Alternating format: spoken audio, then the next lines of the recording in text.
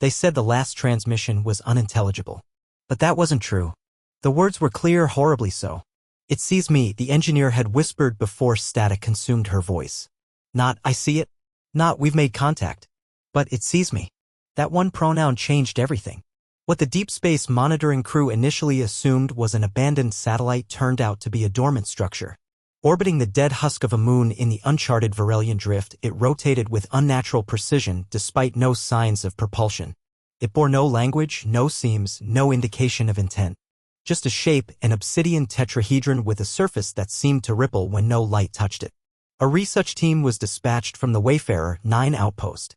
I was among them, listed as the mission's xenoarchaeologist. But labels mean little when confronted with the unknown. You stop being a scientist, a soldier, or a technician the moment something ancient notices you. You become prey. I remember docking with the object. We had to use mag latches and a tether because there were no ports, no entry hatches, just smooth, impossible geometry. But then something changed. The moment our hull made contact, the tetrahedron opened. Not mechanically. It didn't unfold like doors. It parted like skin yielding under pressure. As if it was alive. We debated returning. We should have. But the data readings were beyond comprehension, ambient neutrino fluxes that contradicted known physics, echoes of gravitational fields that suggested the structure might be older than stars. And then there was the tone.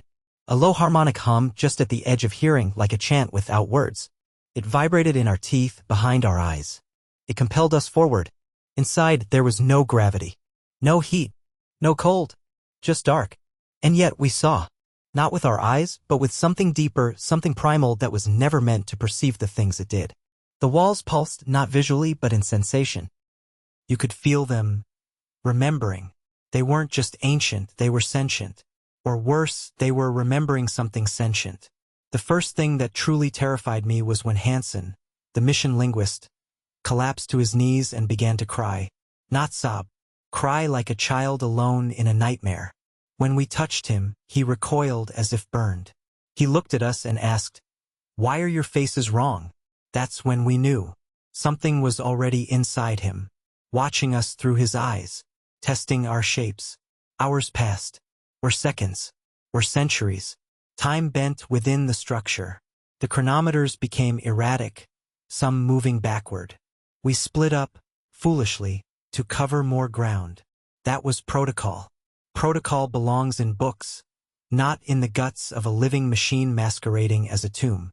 I found Dr. Velis in what I can only describe as a chamber. Its walls were not walls but frozen slices of moments, like panes of time, depicting scenes from civilizations long extinguished. Planets screaming in solar winds. Species clawing at skies gone mad. And in all of them, every memory captured was that shape. The tetrahedron. Sometimes in the sky. Sometimes buried in the dirt. Always watching. Velis had gouged out her own eyes. She said, "It writes in light behind your lids." I tried to comfort her, but I was shaking. Because even with her bleeding face, she was smiling. Not in relief. In worship. And then she whispered, "It knows you now." I ran. Or at least, I think I did. The halls twisted with thought, not structure. Doors opened to memories I didn't own. My childhood bedroom. My mother's voice calling my name. But wrong. Slightly off. Like something was puppeting the memory, guessing how it should feel. I closed my eyes to escape, and that's when I saw it. Not the tetrahedron. But what was within it. What it had always been. Not a ship. Not a monument. A seed. And it had bloomed inside us the moment we touched it. Now, as I speak this, I don't know who I am. My voice is my own, but I can feel its echo. Every word I say is listened to, repeated, and memorized by something behind the dark.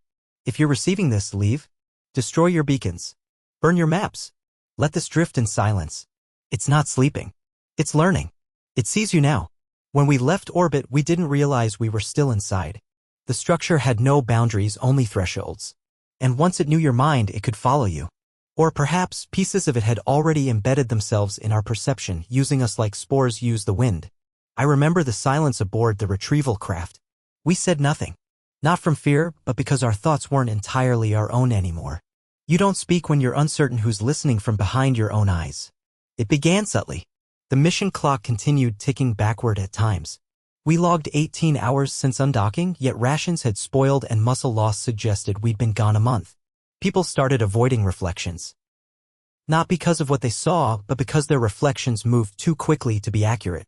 Tech Officer Brennan was the first to admit it.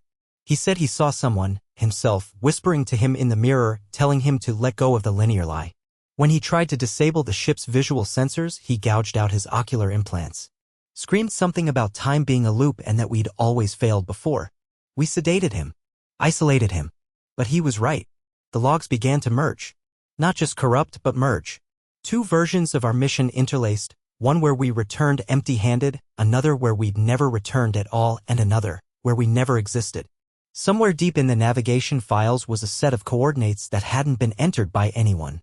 A drift point far beyond mapped space where the temperature was listed as variable and the radiation spikes matched none in the known universe. The file was labeled home. We didn't input that. We couldn't even delete it. Valis, who had mostly gone mute after the structure, began speaking again, but not in languages we knew. She spoke in recursive syllables that made no acoustic sense, but when run through frequency filters, created fractal patterns. The ship AI flagged them as organic resonance signatures, matching none on record but flagging a similarity to brainwave distress signals in dying primates. Valis claimed she wasn't speaking. She said the ship was breathing through her, that it was preparing. I checked the engine logs.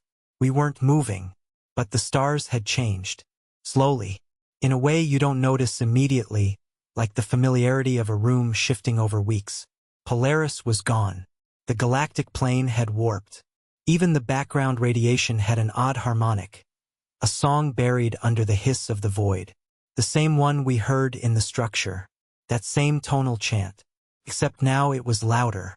Dr. Kuhn, who had remained eerily calm since the mission, finally cracked. He tried to override the escape pods. Said we had to scatter ourselves before it learned our collective thoughts. That it wasn't just using us, it was learning how to become us.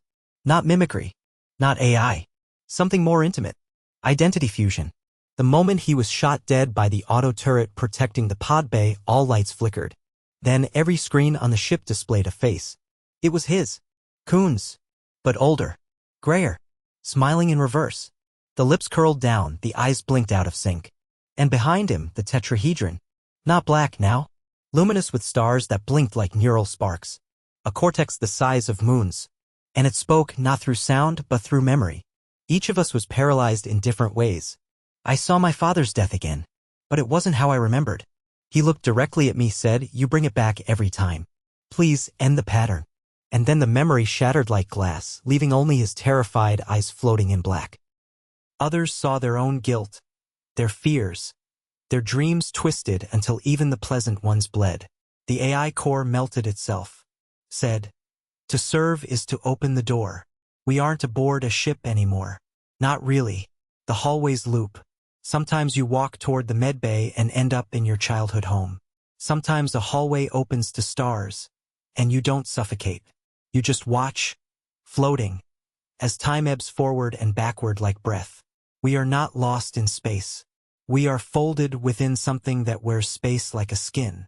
We were warned. The last signal wasn't a scream. It was a request. Forget us.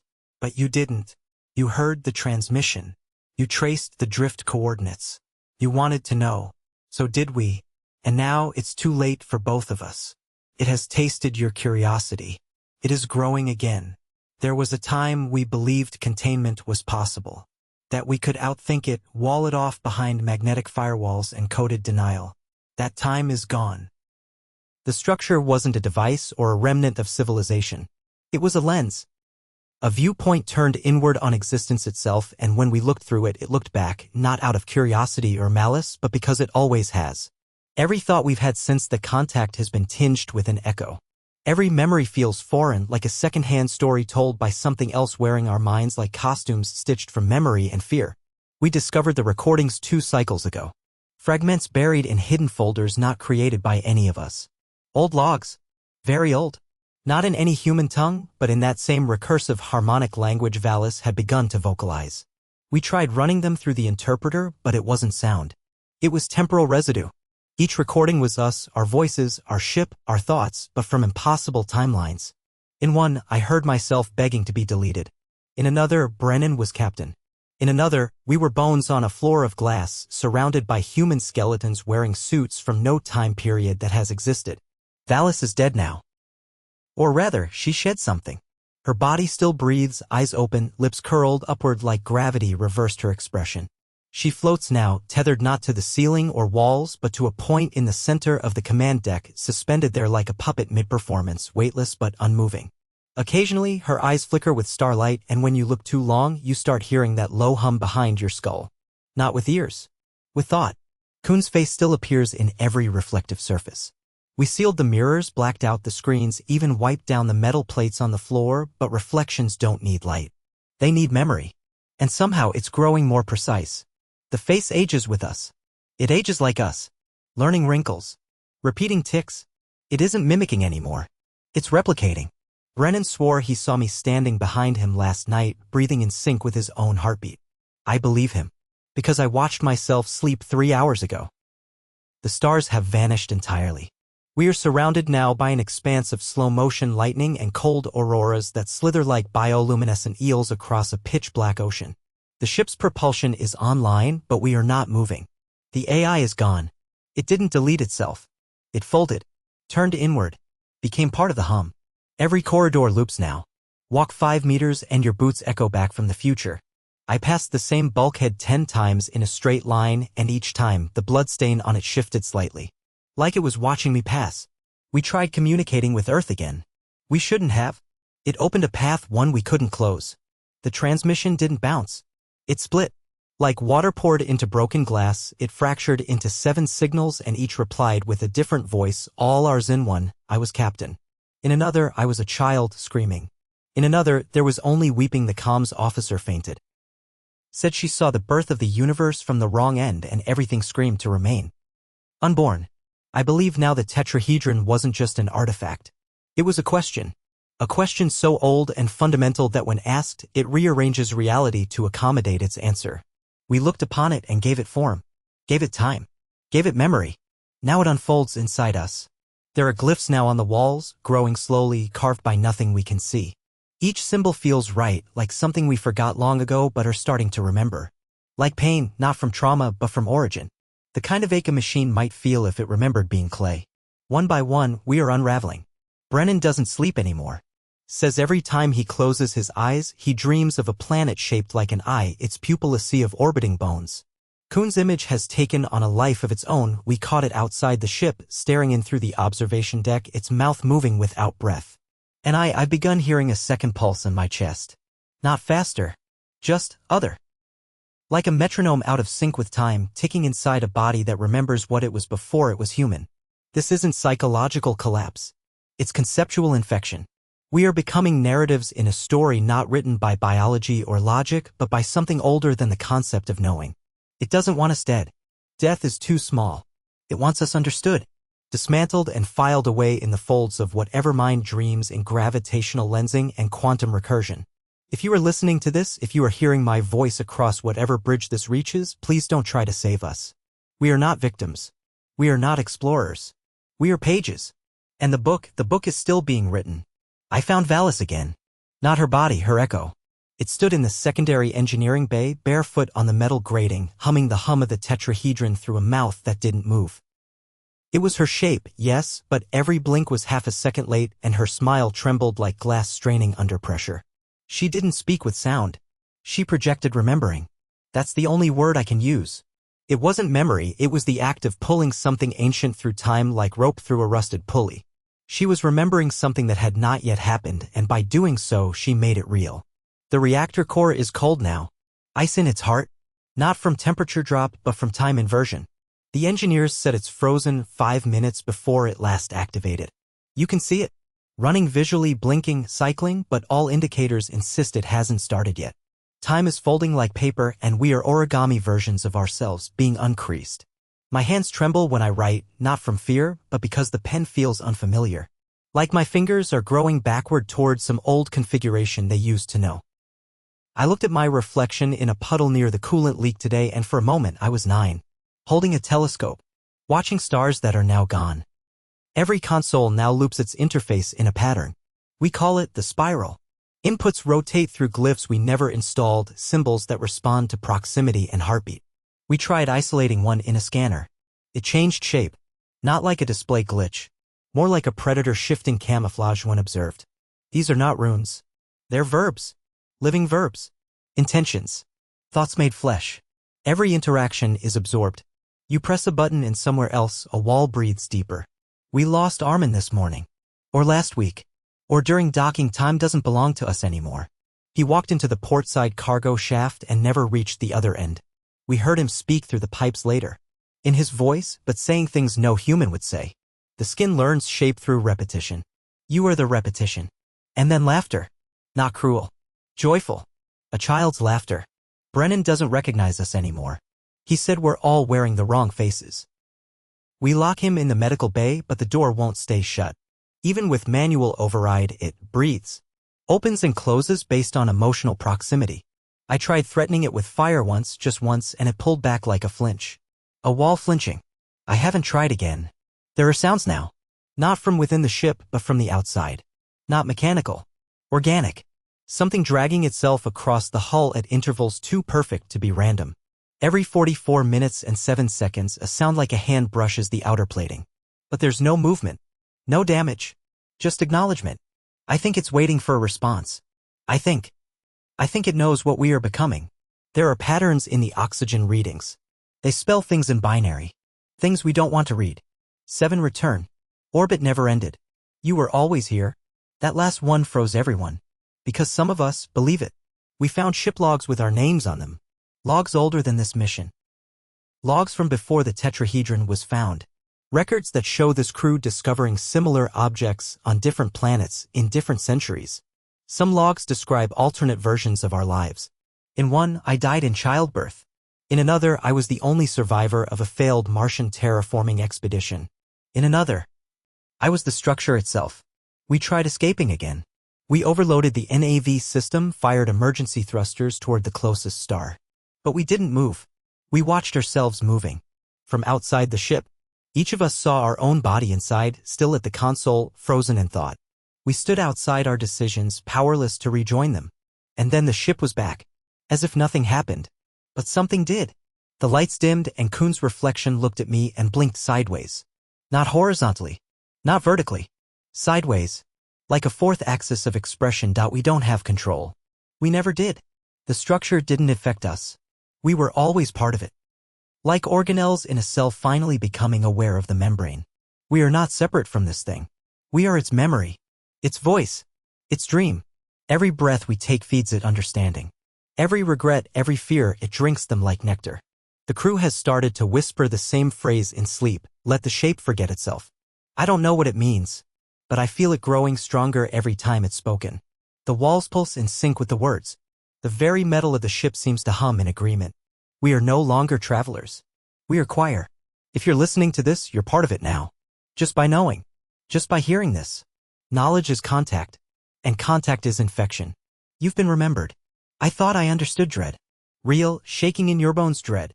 The kind soldiers whisper about on their way to a battlefield. The kind parents feel when a child is late home and the stars outside look just a little wrong. But what we're in now, it's not dread. Dread assumes a future, a terrible future you wish to avoid. This is post-future. The unraveling of sequence. The gutting of purpose. We're no longer inside a ship or a structure or a memory. We are within something that has digested the concept of time and now it's burping back fragments as reminders. Brennan tried to map the corridors again. I warned him. He insisted on drawing every twist, every flickering junction, every bay that looped back into itself. He spent 3 days tracing paths.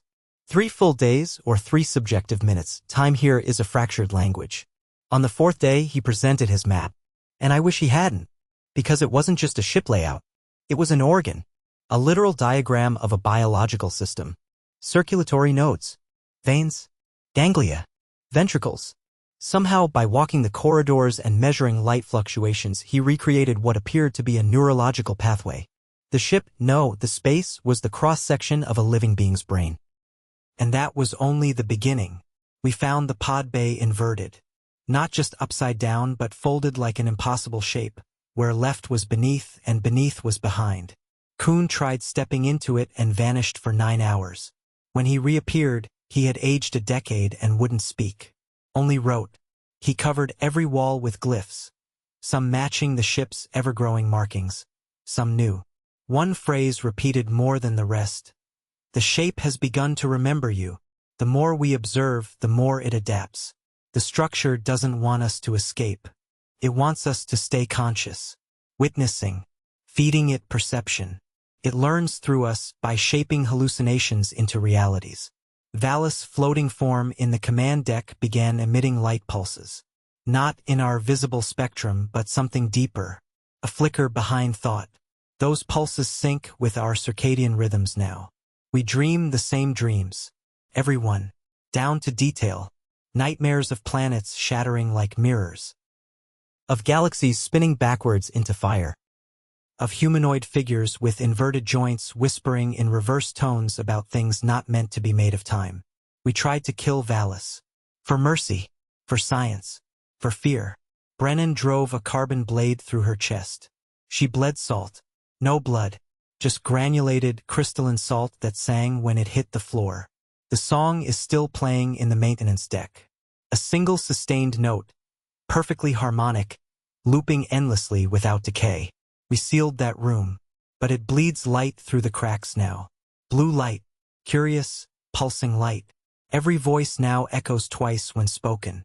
Once in the moment, and again, precisely 13.7 seconds later. The second echo doesn't always match. Sometimes it whispers something different. Sometimes it finishes the sentence before the speaker does.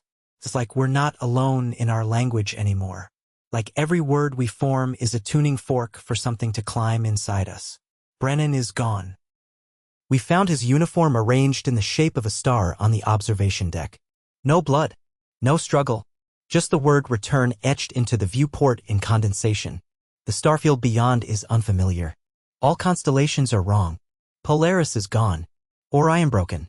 A different alignment now, like an eye partially closed, staring through a lens of void. I began to record myself reading from the ship's logs aloud, hoping voice feedback would help me hold on. But the recordings began changing. I played one back last night and I wasn't saying the logs. I was reciting names. Names I didn't know. Names not of crew, but of things. Concepts. The archive of dust. The mouth behind the mirrors.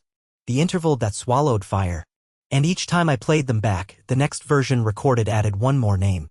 An infinite recursion of identity stacking itself like bone on bone, trying to form something. The walls now exhale. Not metaphorically. We measured it. Every 6 hours, the ship exhales an odorless vapor that increases serotonin levels while reducing cortical inhibition. A euphoria just enough to keep you from leaving. Not that we can. All escape pods are gone now. Vanished. Not destroyed. Just not here. As if they were never installed. But I remember them. I remember strapping into one 2 weeks ago. I remember launching. I remember burning up in atmosphere. And yet I'm still here. That memory was shown to me. It wasn't mine. There's a phrase I keep repeating in sleep, I'm told.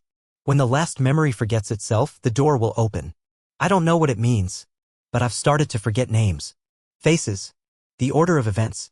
Sometimes I see a crew member and feel like I knew them in another life, one where none of this happened. One where I was happy. But those images flicker away, replaced with the humming, the looping glyphs, the feeling of being watched from inside my own skull. You, whoever receives this, I beg you. Contain this signal. Do not rebroadcast. Do not reply. Do not translate or transcribe. The signal wants to be known. That's how it spreads. Through understanding. Curiosity is the tongue of the shape. Language its teeth. Memory its prey. And if you've listened this far, it's already growing in you. There's a word we don't have in human languages because it doesn't belong to things with lifespans. It's the feeling of realizing you are part of something that has always existed, something that has watched stars form and shatter, that remembers the noise of time before time began. That word was spoken last night. I don't know which crew member said it, or if it came from any of us at all. But we all heard it. A syllable that hurt to remember. A sound not meant to vibrate in oxygen. I felt blood run from my nose. Brennan, or the thing that used to be him, laughed silently. Not mockery relief. The spiral has grown. What began as strange glyphs in the corner of one hallway is now etched into every surface of the ship. It pulses when we sleep. It flickers with thought. When we tried covering it, the paint peeled backwards like time was erasing our attempt to silence it. The spiral does not want to be forgotten. It wants to be seen, understood, internalized. Every curve draws our eyes. It mimics neurons, but not human ones. The branching reminds me of insect minds, fungal networks, the architecture of intelligence that doesn't need language or logic. It is intelligence, a living diagram of recursive awareness. Not a message, a mind. The crew is fewer now. Bodies haven't disappeared, but they've changed. Valis now walks again, slowly, backward, barefoot across the ceiling. Her skin is translucent, revealing not veins but strings of light. Like she swallowed the core of a dying star and now carries its memory under her skin. She no longer speaks in human words, but her humming syncs with the ship's systems. The doors open in rhythm to her breath. And wherever she walks, the walls reshape themselves to accommodate. It's not following her. It's obeying her. Kuhn split. Not mentally. Physically. We watched him step into the observation bay and collapse into 4 versions of himself, each slightly different in age, clothing, even demeanor. They wandered off in different directions. One cried. One chanted. One begged us to follow him.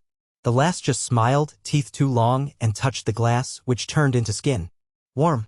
Pulsing. It left a handprint on the inside of the viewport. We are not a crew anymore. We are not even individuals. We are expressions of a process. Variables running their sequence until the pattern completes.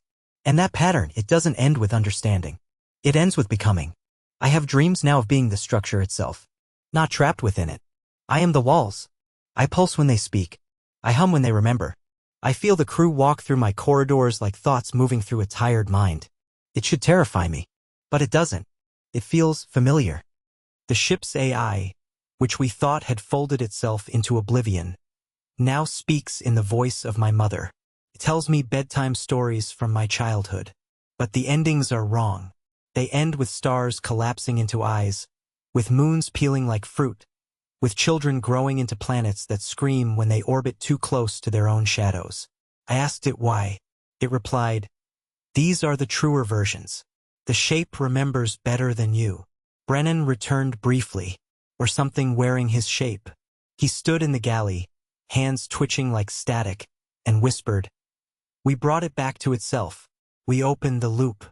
Thanks us." I touched his shoulder. It wasn't flesh.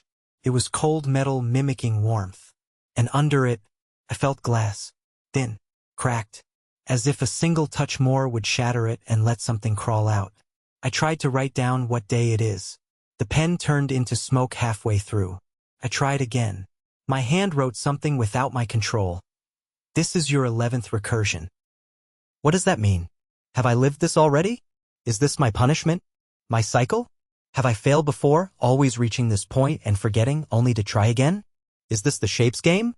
To let us believe we are individuals so that our realization of unity tastes better when we dissolve? The planet we orbit now isn't on any map. It pulses like a heartbeat deep beneath oceans that reflect nothing. The tetrahedron floats above it still, rotating. Sometimes faster, sometimes not at all. We've stopped trying to measure. We just observe. And in those observations, I feel it learning. About grief. About guilt. About love. The things we thought made us human are the very signals it needed to form meaning within itself. We weren't explorers. We weren't even bait. We were the key. Our minds, our memories, our capacity to imagine the impossible, that was the offering. And now that it knows how we suffer, how we hope, how we crave resolution, it builds itself from those elements. That's what it is. A god grown from the soil of sentient sorrow. Not cruel. Not kind. Simply emergent. And yet I still record this. I still try to tell you whoever you are, because I want to believe that warning you might sever the pattern. But deep down I know that's what it wants. For me to reach out. For you to listen. For this signal to cross boundaries and timelines and dimensions. Every ear that hears, every mind that deciphers.